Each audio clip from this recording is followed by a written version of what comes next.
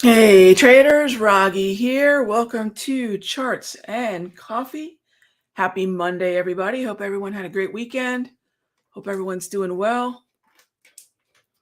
All right, so let's get to it. We have a pretty interesting week ahead of us as we sort of dig deeper into November. And in terms of, gosh, such a hated overall uptrend. A lot of markets are right now just kind of hated despite their strength. And so I think it's more important than ever to make sure that if there is any bias that we're carrying, we can root that in what we're seeing in market structure. We can root that in, I won't say the data, because data is only as useful as the way in which market participants discount it.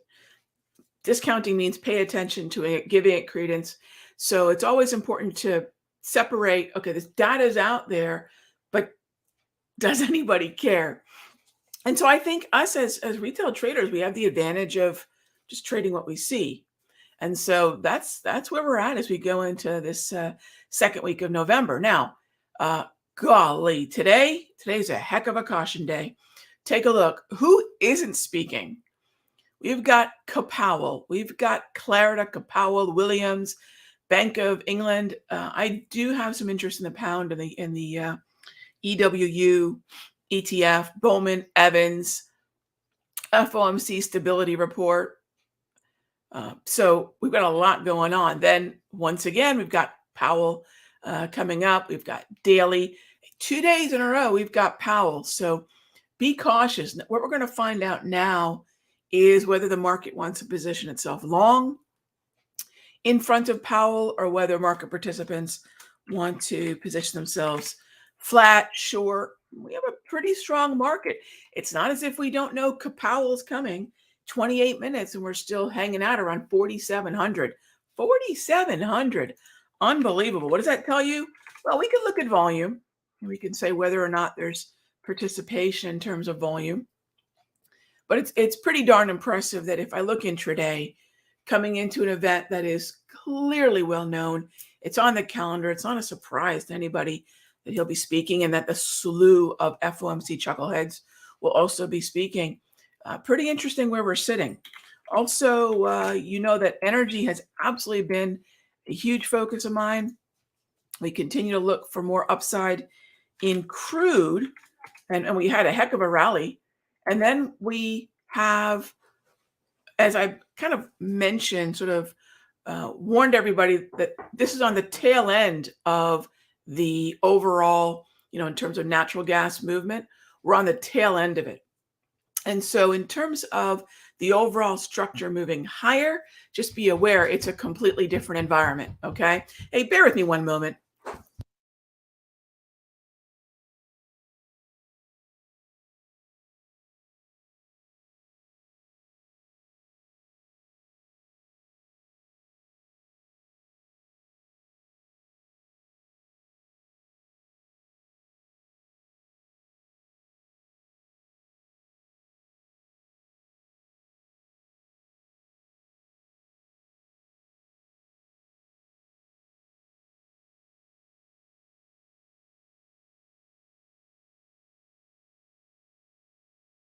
All right.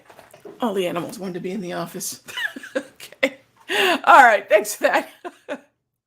All right. So let's jump into the questions. That's probably as good a time as any to jump into the questions. So check out Friday's Natty Gas update. I talked about, this is where I talked about the seasonals going into the event. This is where we discussed the overall the difference between the August ramp up and what we can seasonally expect in November, and not just the seasonals to be followed blindly, but rather is price action jiving with those seasonals? Come on, girl. There you go. Lay down. All right, the puppy. I don't know if you can see the puppy. No, there she is. There you go. Good girl. All right, so all right, let's get into the questions. Great to see everybody. So first question up, W Day. All right. So, in terms of what I see on W day, it's good bullish structure, and you know, this is where structure is going to dictate strategy. Yes, but then we also have this earnings date, and then today is the 8th, so we've got 10 days to earnings. We're inside that 2 week window. And by being inside that 2 week window, I will usually forego plays into earnings. One, implied volatility is higher, so I don't want to overpay. And two, I'm going into a very binary, I'm very wrong, very right type event. And I would rather play the ramp up starting out as early as perhaps 6 weeks, but really this 2 to 4 week window is really ideal for the ramp up. But at this point, I'm just running out of time. So great structure, great eye on that.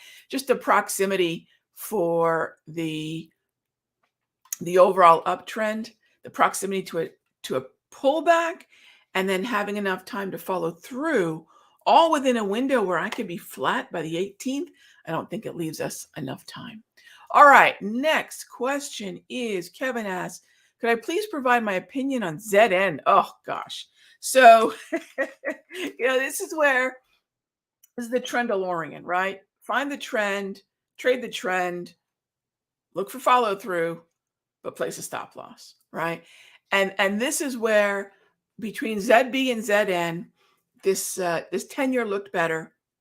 But I think of my entire book of trades right now. I mean, clearly the interest rate products are the ones probably giving us the most trouble. I think the dollar trade's doing great.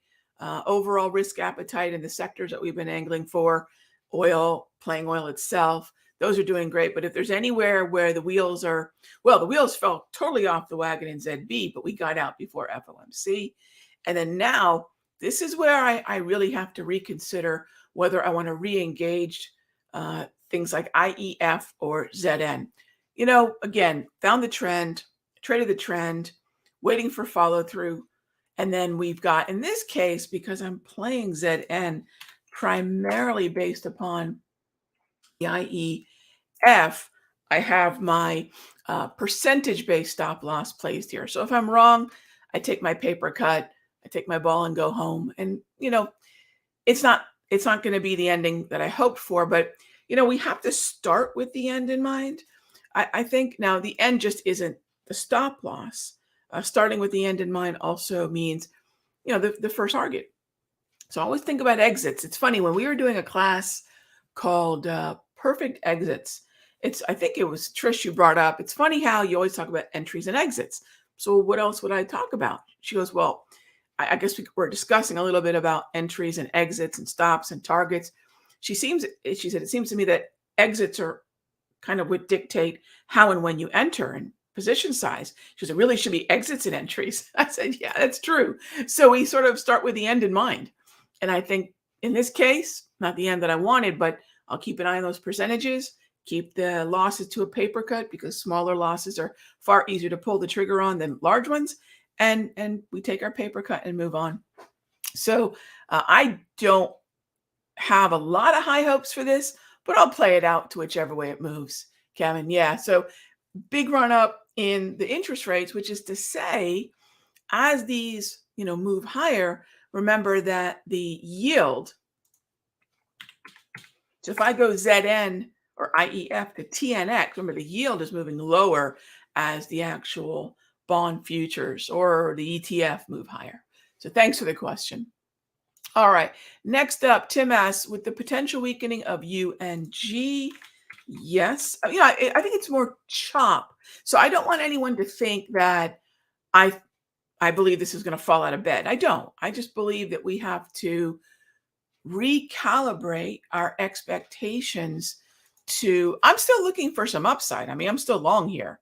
But this is also the 5th time I believe we've done this since August. And also take a look at the structure of the market. It's distinctly different than what we were dealing with back in August, right? So this is the fifth time that I've done this. This is a pretty mature trend, and it's also a pretty mature seasonal tendency. So, if we can just move up to some previous resistance, maybe it's here, maybe all I'm going to get is this.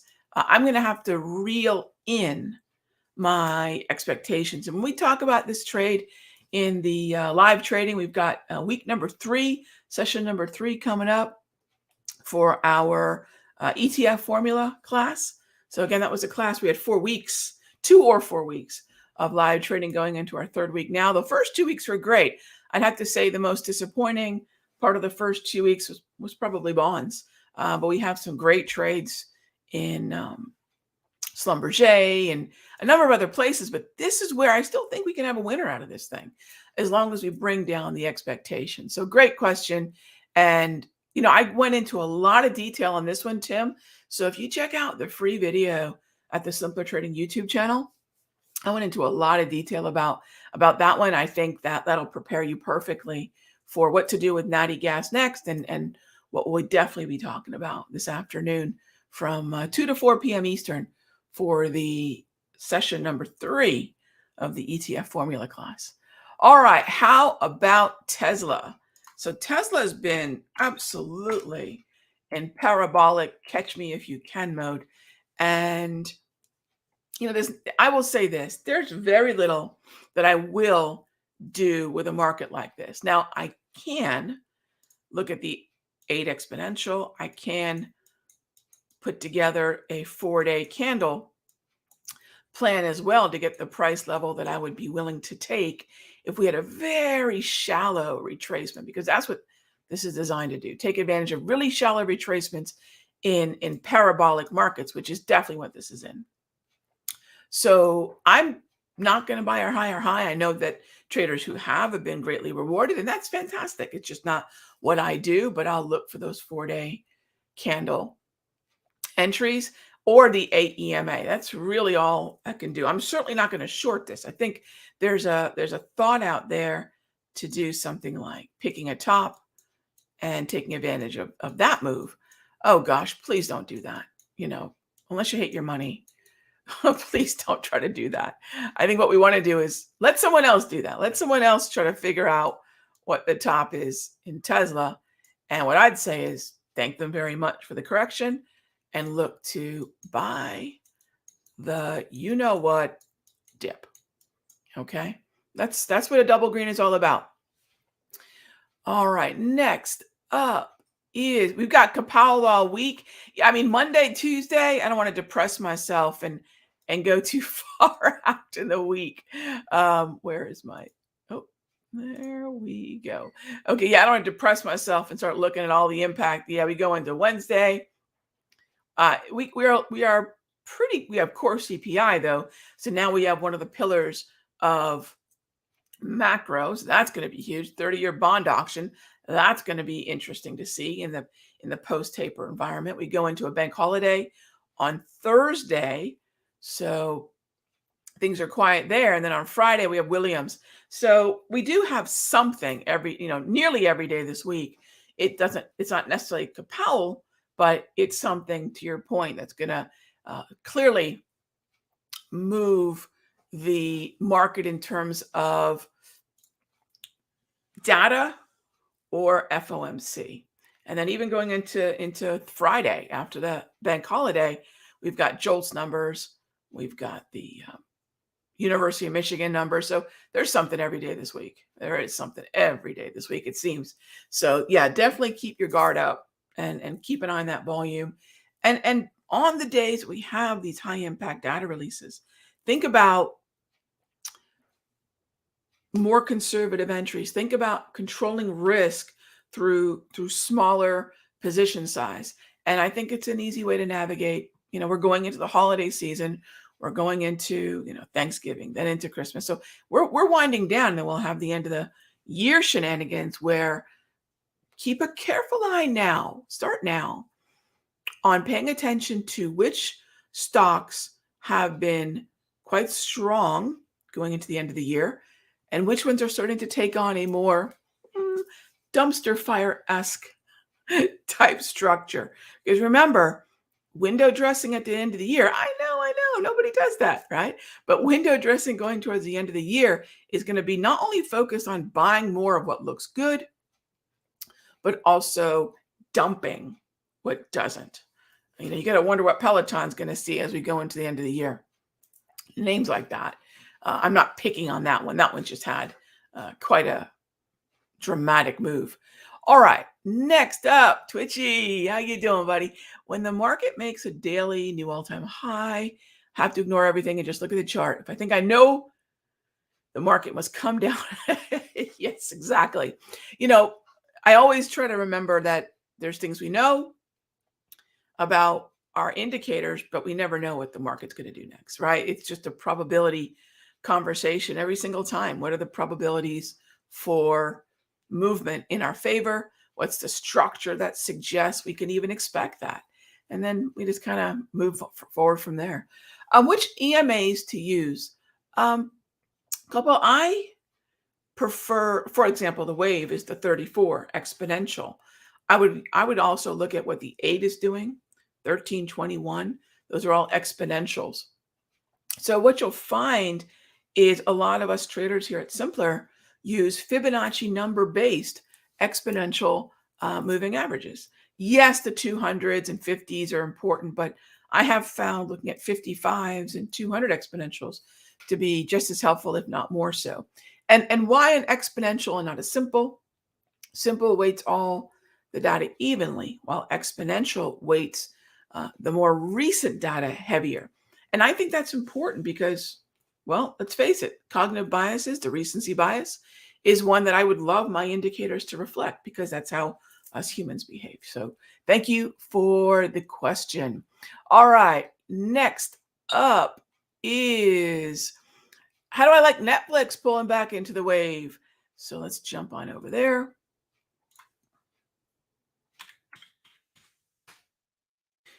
Pulling back beautifully. This is the kind of, oh gosh, this is a great move. Now, this blue line here is the October VWAP.